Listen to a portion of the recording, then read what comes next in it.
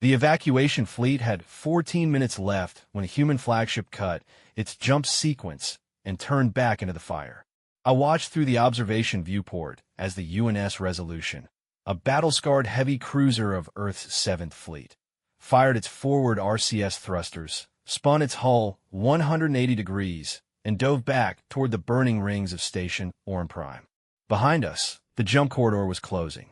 Beyond it lay safety. Ahead of us lay the Zoranni Vanguard, 6 battle dreadnoughts charging spinal lances to sanitize the system. Resolution, turn back. I screamed into the comms, my bioluminescent mantle flaring pale gray in panic. Your jump window is closing. You have 14 minutes before orbital collapse. The channel crackled with static. Then came the voice of Captain Thomas Sterling, calm and unhurried. We are not turning back for the fleet, Commander. Then why are you abandoning the vector? Because your evacuation grid marked Sector 4 as lost, Sterling replied. And humans don't leave people behind. In the lore of the Orn High Command, survival was a matter of mathematics. When the Zoranni Vanguard breached our outer defenses, the central logistics computer had given the station 45 minutes before orbital decay, made jump calculations impossible. Out of 14,000 civilians, 8,000 were cleared through the jump gate before Protocol 4 designated the remaining sectors as unviable. Transports launched upon reaching capacity. Unviable sectors were locked from Central Command to preserve life support for the evacuees. Humanity had sent 3 vessels to assist our retreat, 2 light logistics tenders and the UNS Resolution. They had flown Escort along our flanks, holding kinetic point defense shields steady against incoming Zoranni fire. But when the clock hit 14 minutes, every Orn commander initiated final warp alignment. Every vessel except the Resolution. I replayed the sensor telemetry, convinced there had been an engine failure. The Resolution's fusion drives were not failing. They were redlining, dropping straight into the station's thermosphere at 7 kilometers per second. Captain Sterling, I broadcasted. Sector 4 was sealed 20 minutes ago. Sublevel 9 suffered a plasma breach. The lower ring integrity is below 6%. There is nothing down there. Negative, Commander Viss. Sterling's voice cut through the alarm klaxons. Our long-range arrays picked up an analog pulse 4 minutes ago. Frequency 142.9 MHz. Someone is keying a manual broadcast. I stare at my console. A manual broadcast? That sector housed the Hydrofarm Nursery Hub. I whispered, the cyan bioluminescence along my shoulders dimming to ash. 82 alien children and 4 caretakers. But the structural doors were dropped by central override. Then they're sitting in the dark waiting for someone who isn't coming, Sterling said. We're going down. Captain, you do not understand. I yelled. The Zoranni Vanguard has established orbital siege discipline. If you drop out of the jump corridor, you enter their fire envelope. You will be stranded. Sterling's response was brief. Then make sure your convoy gets through that gate, Commander. Resolution out. On the tactical grid, the human cruiser descended like a falling star. At 10 minutes remaining, the Zoranni Vanguard detected the human vessel breaking formation. Zoranni warfare is governed by strict containment doctrine. To Commander Varek of the Zoranni Vanguard, battle is an equation of threat elimination. When he saw a human heavy cruiser leave the fleeing convoy and dive into a dying station, his battle computer flagged the move as an illegal military maneuver. Human vessel, Commander Varek's voice echoed across the open system-wide band, deep like grinding stone. State your intent. If you are deploying stealth boarding craft or kinetic ordnance into the orbital framework, my fleet will open fire immediately. Captain Sterling did not alter his trajectory. Commander Varek, this is the United Nations Starship Resolution.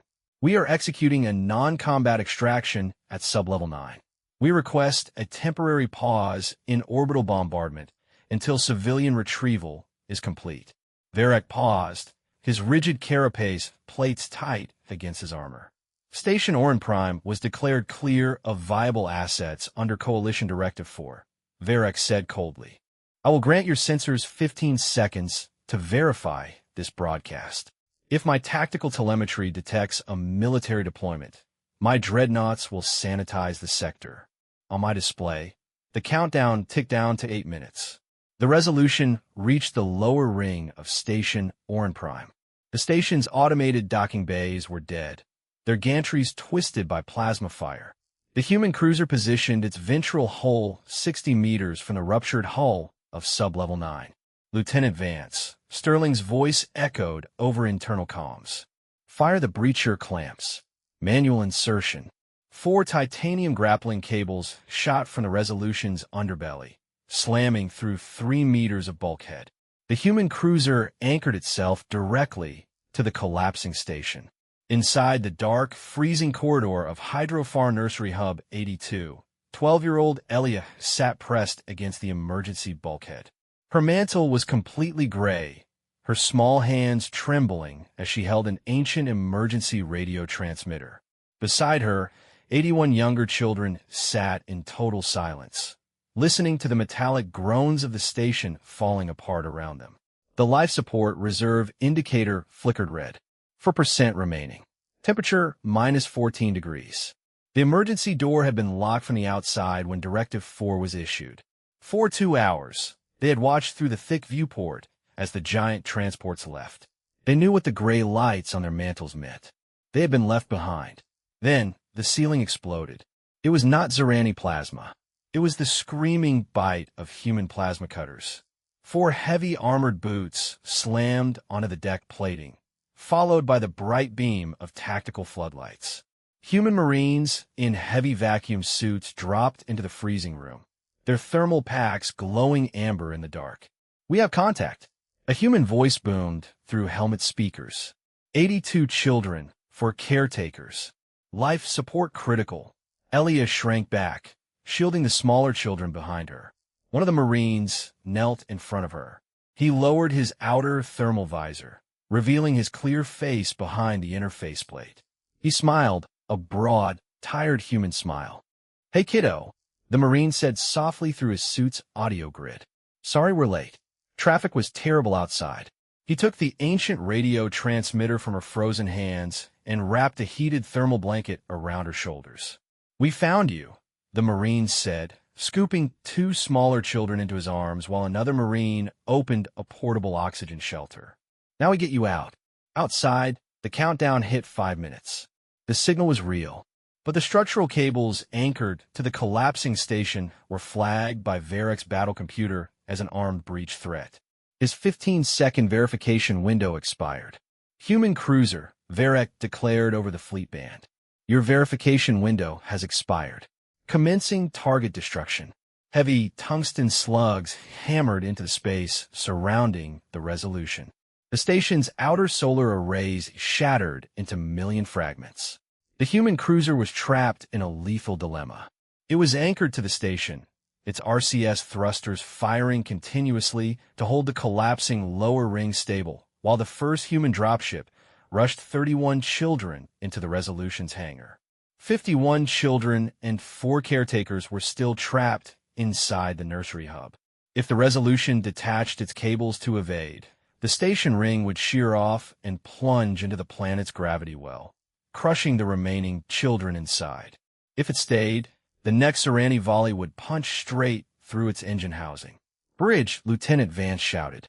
"Zoranni dreadnoughts are charging spinal lances. Shield Generator 3 is overheated.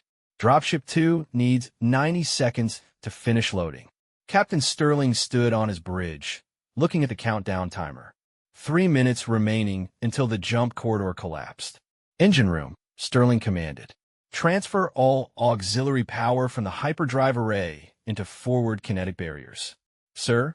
Chief Engineer Miller called back over the comms. "If we dump power from the hyperdrive while in a planetary gravity well, the coils will melt. We will lose our warp capability." "Do it, Chief," Sterling said. "Overcharge the retroburners. Place this ship between those dreadnoughts and that extraction bay." On my viewport, I witnessed a sight that no galactic naval officer had ever recorded. The UNS Resolution fired its main fusion engines at full burn to push its own hull sideways, pivoting its heavily armored dorsal spine directly into the line of fire. At the same time, blinding arcs of blue ionized plasma erupted from the Resolution's primary jump nacelles. The human crew was intentionally overcharging their hyperdrive coils past their safe limit, venting superheated plasma outward to create a massive physical curtain shielding the extraction bay. The plasma curtain absorbed the incoming Zoranni tungsten slugs, but the price was instantaneous. Inside the Resolution's engineering bay, the hyperdrive coils melted into slag. The ship's warp core went dark with a deafening metallic groan. The UNS Resolution had destroyed its own ticket out of the system. They had stranded themselves in a dying star system to buy 90 seconds of extraction time. Through the protective curtain, Dropship 2 cleared the station bay, its thrusters screaming as it carried the remaining 51 children into the Resolution's hangar. "Hangar bay clear," Vance shouted, his voice cracking with emotion. All 82 children and 4 staff secured in Medical Bay 2. "Cut the remaining tethers," Sterling ordered. "Full reverse thrusters." The Resolution severed its final cable as Station Orn Prime's lower ring collapsed into a ball of white-hot plasma. The human ship drifted in the void, its hull scorched black, its warp drive completely dead. Around it, 6 Zoranni dreadnoughts moved in, forming a lethal sphere of kinetic weapons around the disabled cruiser. Commander Varek's image appeared on the main viewport, his carapace plates locked and his mandibles held rigid. "Human Captain," Varek said, his voice quiet, "your jump drive is destroyed. Your hull integrity is at 14%. You have sacrificed your warship for a sealed sector." Varek paused, his optical sensors scanning the interior of the Resolution's hangar bay through wide-spectrum telemetry. The readout confirmed 82 fragile biological signatures huddled inside human thermal blankets, drinking warm broth handed to them by tired human soldiers. 0 weapons. 0 military equipment. His tactical display changed the operation designation from hostile breach to verified civilian extraction. "My computer was wrong," Varek whispered. Captain Sterling leaned against his command console, wiping engine soot from his forehead. "Your computer calculates what is logical, Commander," Sterling said softly. "It doesn't calculate what is right." For 10 seconds, the entire star system was silent. The countdown clock reached 0. The space-time rift collapsed into a pinprick of light and disappeared. The evacuation fleet was safe on the other side. But we were stranded, and the Resolution was helpless. Commander Varek stared at the human captain for a long moment. Then he tapped his tactical display. "All Zoranni vessels," Varek announced over the broad-spectrum channel. "Disengage weapons targeting. Form Escort Vector Alpha around the human vessel." My mantle flared bright cyan in shock. "Escort Vector? Commander?" I stammered into the comms. "The Zoranni Empire does not wage war on those who sacrifice their own fleet to protect the helpless," Varek said, his rigid features softening slightly. "Captain Sterling, your vessel cannot jump, but my dreadnoughts have heavy towing cables. We will escort you to the neutral boundary." In the aftermath of the Orn evacuation, the Galactic Council held an extraordinary session. Protocol 4 was formally suspended. After the inquiry, the Galactic Council replaced it with Emergency Directive 109, known across the Orn Republic as the Sterling Protocol. The law is simple. It states that no evacuation algorithm may ever mark a living signal as unviable, and no fleet under Coalition registry may abandon a civilian signal, regardless of the tactical odds.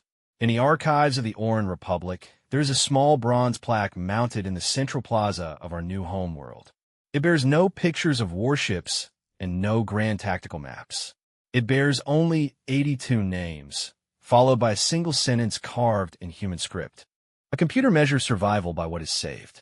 Humanity measures victory by what is refused to be abandoned. If this story reminded you of the quiet strength we carry into the dark, consider subscribing to Kaelvorn HFY.